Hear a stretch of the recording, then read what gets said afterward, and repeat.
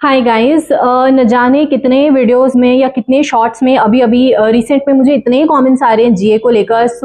ये मेरे चैनल में मोस्ट अवेटेड वीडियो हो चुकी थी, क्योंकि हर वीडियो में हर शॉर्ट में आप लोग जीए का पूछ रहे हो। कोई पूछ रहा है मैम कितने मंथ्स करे, कैसा सोर्स फॉलो करे, क्या करे। और सेकेंडली ये है कि अभी जीए एक्चुअल में आ भी अनप्रेडिक्टेबल रहा है बहुत ज्यादा। जीए ने थोड़ा सा पैनिक क्रिएट कर रखा है एस्पिरेंट्स के बीच। तो मैं कोशिश करूंगी कि आपको इस वीडियो में सब चीज का आंसर मिल जाए।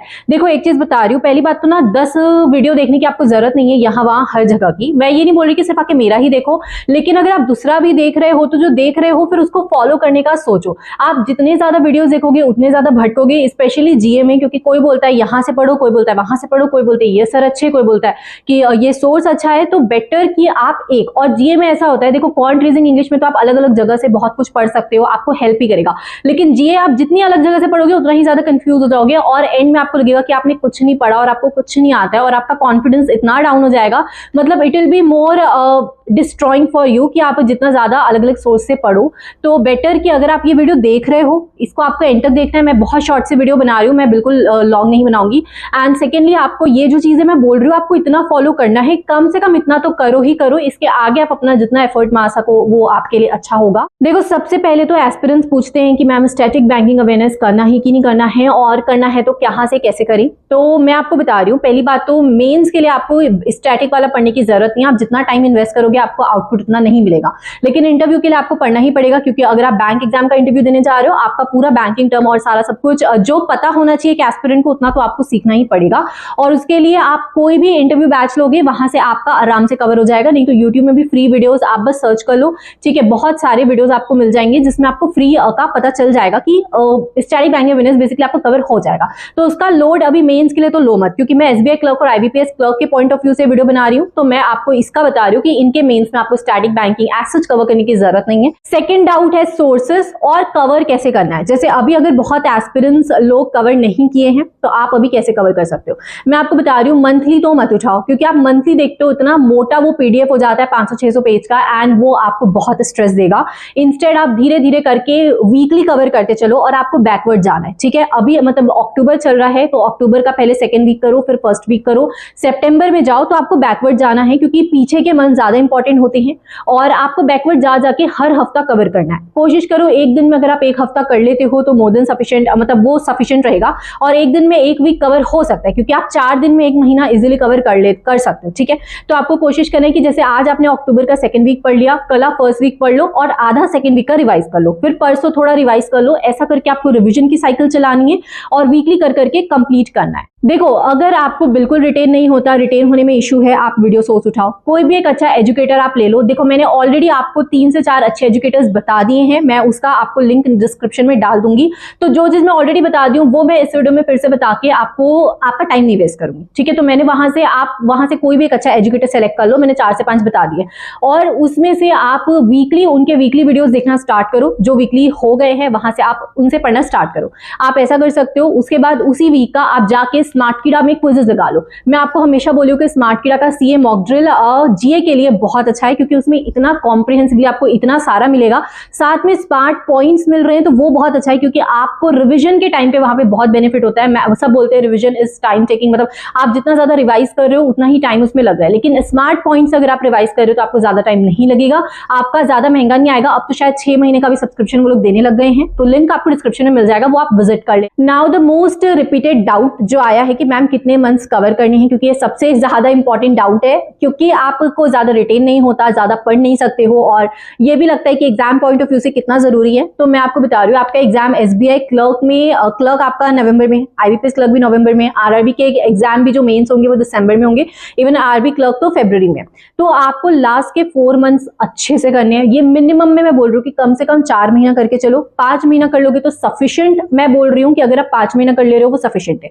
कम से कम 4 महीना करके चलो, और लास्ट के 6 मंथ्स कर लेते हो तो वो मोर देन सफिशिएंट है। मतलब उससे ज्यादा आपको पीछे जाने की जरूरत नहीं है, 6 मंथ्स मैक्सिमम आप कर सकते हो। अब अगर आपका नवंबर में एग्जाम है, कम से कम आपका जुलाई, अगस्त, सितंबर, अक्टूबर ये मिनिमम में होना चाहिए। और अगर आपने आईबीपीएस के एग्जाम दिए हैं, आईबीपीएस पीओ, एसबीआई पीओ, इनका मेंस लिखा है, तो आपका जून में ये सब भी थोड़ा बहुत तो कवर होगा, उसे जाके रिवाइज कर लो।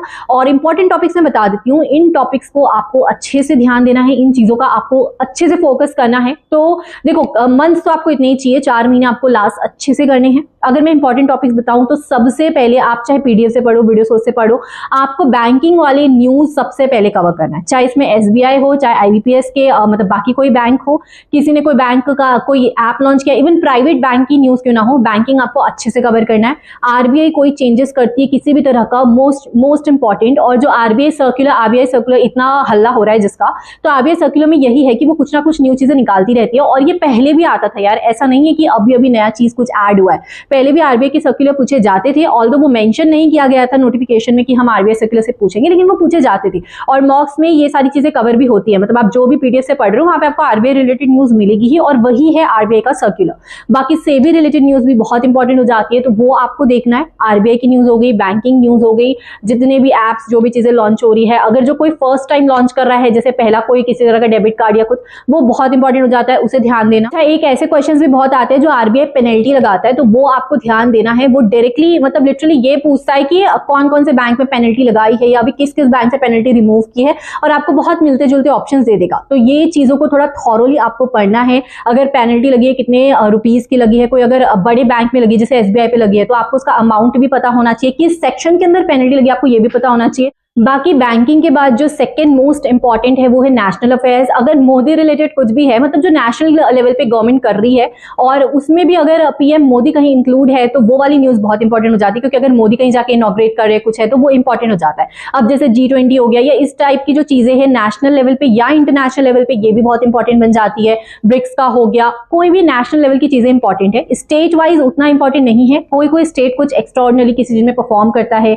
या कुछ नया ही लॉन्च कर देता है, तब वो चीज इंपॉर्टेंट होती है, लेकिन स्टेट लेवल पे उतनी इंपॉर्टेंट नहीं आती न्यूज। ना ही इंटरनेशनल लेवल पे है कि कहीं का कोई प्राइम मिनिस्टर चेंज हुआ है कुछ, वो सब उतनी इंपॉर्टेंट नहीं है। लेकिन नेशनल लेवल पे अगर कोई भी चीज लिंक्ड है, वो आपको अच्छे से कवर करना है। आप न्यूज पढ़ते जाओगे, आपको थोड़ा एक्सपीरियंस होगा, आप क्विज़ेस लगाओगे तो आपको खुद ही पता लगने लगेगा कि क्या इंपॉर्टेंट हो सकता है इसमें से और क्या उतना इंपॉर्टेंट नहीं है। बाकी देखो, डेज हो गया, ऑबिचरीज हो गई, स्पोर्ट्स हो गया, किसी तरह का कोई अपॉइंटमेंट हो गया यहाँ वहां का, मतलब रैंडमली, तो ये सारी उतनी इंपॉर्टेंट है नहीं। मैंने कभी इनसे क्वेश्चन आज तक नहीं देखा है। मैं 3 से 4 साल से कुछ ना कुछ एग्जाम्स दे रही हूँ, कुछ कर रही हूँ बैंकिंग के, तो इतने मैंने इससे क्वेश्चंस नहीं देखे।